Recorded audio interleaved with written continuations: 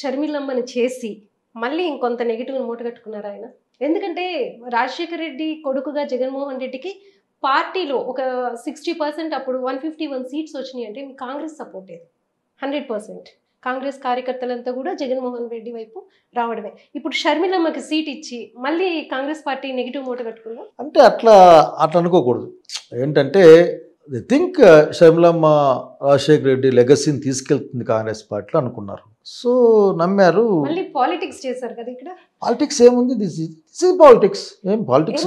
ఎలా అన్న మీదకి చెల్లెలు మళ్ళీ రాజశేఖర రెడ్డి ఫ్యామిలీ మెంబర్ ని తీసుకొచ్చి పెట్టడం అనేది ఎలా జీర్ణించుకోగలుగుతారు? కాంగ్రెస్ కార్యకర్తలైనా, కరడుగట్టిన కాంగ్రెస్ కార్యకర్తలైనా, వైసీపీ అభిమానులైనా జీర్ణించుకోలేరు. కానీ అదే జీర్ణించుకోలేకపోయారు. అట్లేం లేదు. కానీ మొత్తం మీద షర్మిల అని నమ్మారు మా madam. I think let we see. ఎందుకంటే 6 months నుంచి అప్డేట్ జడ్జ్ చేయలేము. 6 months ఎలక్షన్ల ముందర మేడం పిసిసి ప్రెసిడెంట్.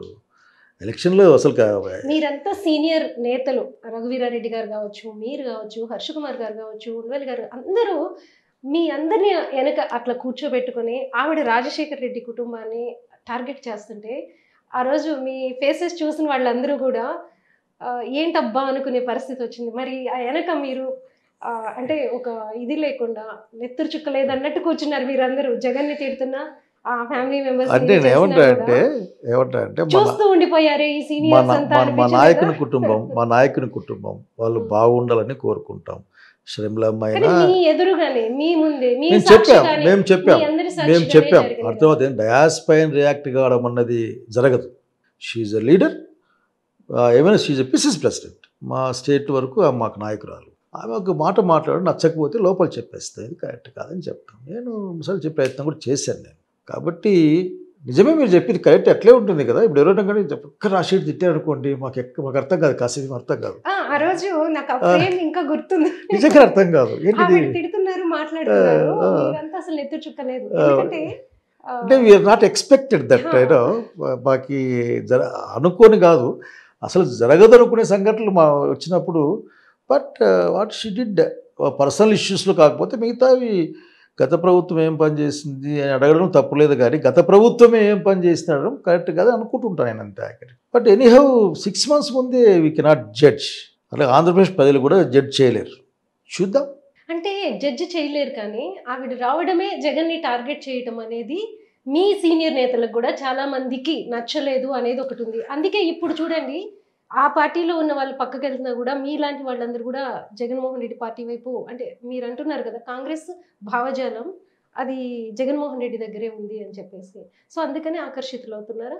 ఆ యాంటీ అట్లా కాదు. ఈ ప్రశ్న చాలా షర్మిలమ్మ మీద వచ్చిన యాంటీని మీరు ఇటువైపు అంతా డైవర్ట్ చేస్తున్నారా మీ పార్టీకి సంబంధించి? అట్లేం లేదు ఈ ప్రశ్న. ఎందుకంటే ఇంతకుముందు ఎందుకు మాకు అవసరం రాలేదు.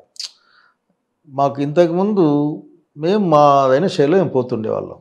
ఈ రోజున కొత్త ఈవెంట్లు ముందుకు వస్తూ ఉన్నాయి. చంద్రబాబు నాయుడు అధికారంలోకి వచ్చిన తర్వాత, అంటే బీజేపీ కూటమి అధికారంలోకి వచ్చిన తర్వాత, పవన్ కళ్యాణ్ గారు అధికారంలోకి వచ్చిన తర్వాత చాలా సంఘటనలు మాకు అర్థం కానివి మేము జీర్ణించుకోలేని జరుగుతున్నాయి. Best example Tirupati laddu issue. నిజంగా దేవుని మీద భక్తి ఉంటే తిరుపతిలో పొరపాటు జరిగితే దాన్ని లోపల పెట్టేసి దేవుడు అని చంపలేసుకోవాలి. అంత భక్తి ఉంటే ఊరకనే ఆ 2 రోజులు మాట్లాడి మెట్లు గడిగేసేసి మిమ్మల్ని అడిగేవాళ్ళు లేడు, పట్టించుకునేవాళ్ళు లేడు. అట్లాగే వాలంటీర్ ఒక వ్యవస్థ మొత్తం తీసేయడం.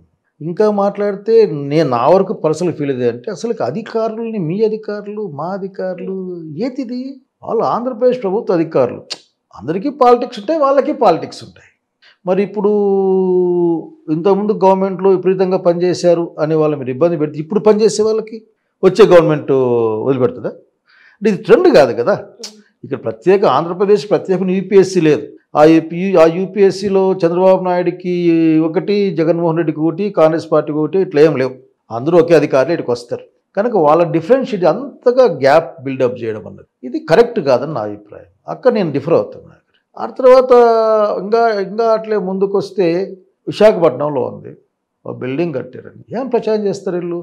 ప్యాలెస్ కట్టుకున్నాడు అని. ఆంధ్రప్రదేశ్ రాష్ట్రానికి ప్యాలెస్ కట్టాడు. దేనికైనా వాడుకో, అతను ఎందుకైనా వాడుకోవచ్చు, నువ్వు దేనికైనా వాడుకో. నువ్వు దాన్ని స్టేట్ గెస్ట్ హౌస్గా మార్చి మన వచ్చిన మోడీ గారిని తగిలైతే ఆయన ఎవరు ట్రంప్ గారిని పిలిపించి చూసుకో, ఆంధ్రప్రదేశ్ రాష్ట్రం మా సీన్ చూద్దామని పిలిపించుకో, లేదంటే బిల్ గేట్స్ని వాళ్ళంతా వాళ్ళు అక్కడ ఇవ్వు. కనుక అటువంటి ఒక లేని మాటలు మాట్లాడటం. నేను అక్కడ నేను అక్కడ ఎర్రమట్టి దిబ్బల్ని నాకు కూడా బాధ. ఎందుకంటే నాకు విశాఖపట్నం వచ్చినప్పుడు కొద్ది ఇష్టమైన ప్రాంతాల్లో ఒకటి, ఉత్తరాంధ్ర ప్రధానంగా. అట్లాగే మెడికల్ కాలేజ్ని చంద్రబాబు నాయుడు గారు ఏమో ప్రైవేట్లకు తీసుకెళ్తాడు, దానికి నేను వ్యతిరేకం. Jaganmohan Reddy Congress party government try చేస్తుంది. కాబట్టి కస్తూర్బా స్కూల్స్ కట్టాం, 800 దాదాపు అన్ని మోడల్ స్కూల్స్, కస్తూర్బా స్కూల్స్ కట్టాం. ఈయనకి తెలీదా? ఈయనకి మాత్రం మాకు తెలీదా? మాకు ఎందుకు కట్టాం? కామన్ మ్యాన్, పేదలు చదువుకుని బయటకు వస్తారని చెప్పి కట్టాం.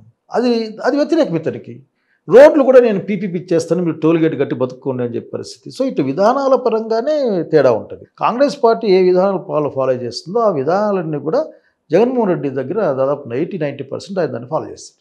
కనుకనే మేము అటుపక్క మాట్లాడుతున్నాం, ఇటుపక్క మాట్లాడుతున్న ఫీలింగ్ మీకు కాదు. మేము డెఫినెట్గా దానికి వ్యతిరేకం. చంద్రబాబు నాయుడు సనాతని ధర్మానికి నేను వ్యతిరేకం. పవన్ కళ్యాణ్ యొక్క మిగతా అంశాలు నేను వ్యతిరేకం. నేను చిరంజీవి ఫ్యాన్.